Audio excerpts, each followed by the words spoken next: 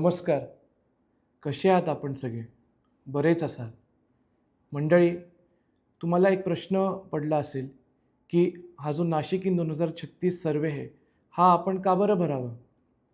तर या सर्व्हेच्या माध्यमातून आम्ही तुम्हाला बेसिक प्रश्न विचारले आहेत. जसे की फुटपाथ वापरता येतात का? परंतु मला काही लोकांकडून असा फीडबॅक आला, की "अहो, आमच्याकडे फुटपाथच नाही, तर वापरणार कुठून?" आम्ही असेच बेसिक प्रश्न आपल्यासमोर आणले आहेत.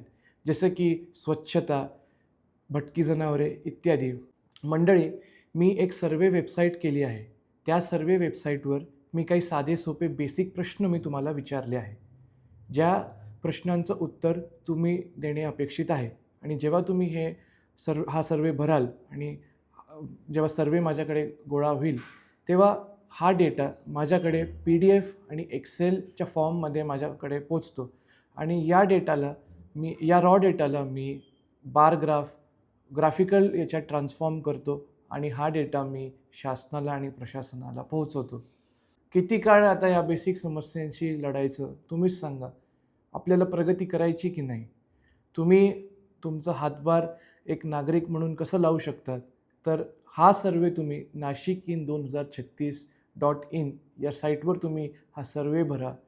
तुमच्या मनात जे काही आहे ते तुम्ही तिथे टाका.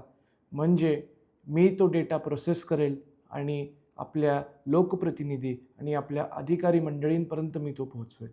मित्रांनो, आपल्याला माहिती असेल की आता नाशिक महानगरपालिकेची निवडणूक येणार आहे.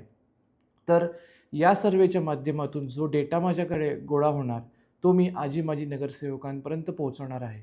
जेणेकरून मला अशी अपेक्षा आहे की जे लोकप्रतिनिधी आपल्याला ग्वाही देतील की ते या समस्यांपासून, बेसिक समस्यांपासून आपल्याला मुक्त करतील, त्यांनाच आपण मत देऊ शकतो. धन्यवाद.